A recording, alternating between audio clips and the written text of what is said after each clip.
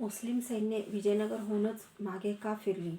खरी वस्तुस्थिती ही होती की राजा रामरायाचे राजवटीत त्या काळच्या हिंदू सैन्याने आणि एकंदर हिंदू समाजाने परकीयांची आक्रमणे सोसाळूपणाने सोसण्याचे सोडून उलट त्या मुस्लिम आक्रमकांवर तशी धार्मिक प्रत्याक्रमणे करण्याची ठोसाळू वृत्ती स्वीकारल्यामुळेच विजयनगरचा विध्वंस केल्यानंतर ते मुस्लिम सुलतान दक्षिणेत पुढे जाण्यास धजले नाहीत.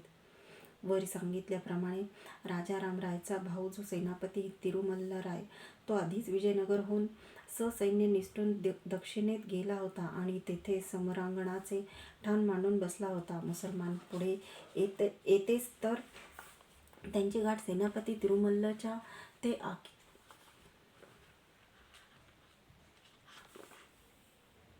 तिरुमल्लाच्या सैन्याशी पडती.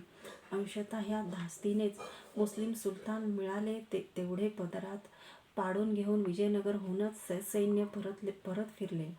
दुसरे कारण असे होते की विजयनगरला त्यांना हा विजय मिळाला न मिळाला तोच त्या मुस्लिम सुलतानांची आपसातील जुनी भांडणे पुन्हा विकोपाला गेली.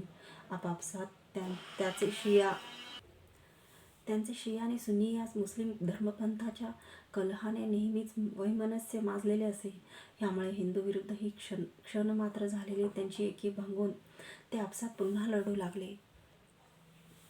थोड्याच काळाने त्या मुस्लिम सुलतानाचे उत्तरेकडील प्रबल शत्रू जे मुस्लिम मोगल बादशाह त्या शहाजहानाने आणि औरंगजेबाने त्यांच्यावर स्वाऱ्या केल्या तेव्हा ह्या नगराच्या, विजापूरच्या, गुलबर्ग्याच्या इत्यादी सर्व सुलतानांना महाराष्ट्रात त्या काळची बलवान होत चाललेली मराठ्यांचे सहाय्य घेण्यावाचून गत्यंतर उरले नाही. उत्तरेकडून मुस्लिम मोगल बादशाहांच्या बलवत्तर सैन्याने जर्जर करीत आणलेल्या आणि आतून स्वतःच्या सहाय्यास म्हणूनच त्या मुस्लिम सुलतानांनी बोलवलेल्या हिंदूंच्या मराठी सरदारांनी पोखरून काढलेल्या महाराष्ट्रातील ह्या सर्व मुसलमानी सुलतानांच्या सत्ता एकामागून एक नष्ट होत चालल्या. प्रतापशाली शहाजी त्या सर्व मराठी सरदारात अत्यंत प्रमुख म्हणजे भोसल्यांच्या कुळातील प्रतापी आणि हिंदूंची सत्ता स्थापण्याची सुप्त महत्त्वाकांक्षा ज्याच्या हृदयात सदैव तळपत राहिलेली होती तो शहाजी हा होय. विजयनगरच्या पाडावानंतर जे सेनापती तिरुमल्ल प्रभृती हिंदू राजपुरुष दक्षिणेकडे निसटून गेले होते त्यांनी सन 1567 पेनुकोंड्यात स्वतंत्र हिंदू राज्य स्थापन केले. तिरुमल्लाच्या पश्चात त्याचा मुलगा श्रीरंग ह्याने सन 1579 आपली राजधानी चंद्रगिरी येथे नेली. वस्तुतः विजयनगरच्या मुख्य हिंदू साम्राज्याची ही त्या रणधुमाळीत उडालेली शकले होती. त्या साम्राज्याचे ठिकठिकाणचे जे नायक सुभेदार होते त्यापैकीच 1-2 नायक स्वतंत्रपणे राज्य करू लागले. काहींनी पाळेदार म्हणून जिंजी तंजावरकडे लहानसहान हिंदू संस्थाने स्थापली होती. एकंदरीत विजयनगरच्या विध्वंसानंतर ही विजयनगरचा खालसा रामेश्वर पर्यंतचा सारा प्रदेश स्वतंत्र हिंदू सत्तेच्याच हाती होता. पुढे त्या सर्वांवर विजापूर सुलतानाचे नावापुरते नाव घेऊन विजापूरचा सेनापती म्हणून शहाजी राजांनी वस्तुतः आपली स्वतःचीच अधिसत्ता स्थापली आणि त्यांना हळूहळू एकसूत्रित केले. अहमदनगर ते अगदी रामेश्वर पर्यंतच्या प्रत्येक मुस्लिम राजसत्तेत गाजवलेल्या पराक्रमामुळे दिल्लीच्या मोगल सत्तेपासून ह्या बुडत्या विजापूरकरांसारख्या मरणोन्मुख सुलतानांपर्यंत शहाजीचा राजकीय प्रभाव हिंदूंचा पक्षपाती म्हणून लौकिक आणि धाक सर्वत्र पसरलेला होता. साऱ्या दक्षिणेत तर राजकारणामध्ये तो करेल ती पूर्व दिशा ठरत असे. एका तत्कालीन हिंदू कवीने केलेल्या कवितेचा पुढील अर्थाचा चरण सर्वतोमुखी झालेला होता की पृथ्वीचे नियमन दक्षिणेतरचे हे 2 दिक्पाल करीत आहेत. शहाजी हे उत्तरेत शहाजहान आणि दक्षिणेत शहाजी.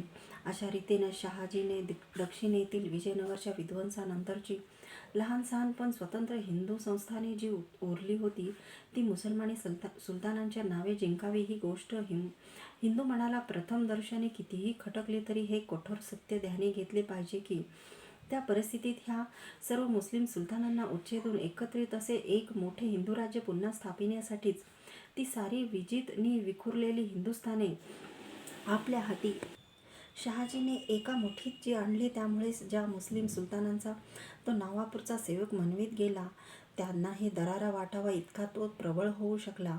आणि सुलतानांचा अंकित म्हणवीत असताही एखाद्या स्वतंत्र हिंदू राजाच्या थाटाने म्हैसूर येथे राहून राज्यकारभार चालवू लागला. त्याच्या हाती एकत्रित झालेल्या या हिंदू बळाच्या आधारामुळे थोड्या काळानंतर पुढे एका स्वतंत्र, समर्थ आणि दिग्विजयी हिंदू साम्राज्याची संस्थापना करणाऱ्या पण एक उपद्रवी तरुण हिंदू पुंड म्हणूनच काय ते मुस्लिम सुलतानांना अप्रिय झालेल्या शहाजीच्या एका पुत्राला त्या अपेक्षित पुंडाईचे एका अजिंक्य बंडाईत रूपांतर करण्याइतके साहाय्य तो शहाजी गुप्तपणे देऊ शकला.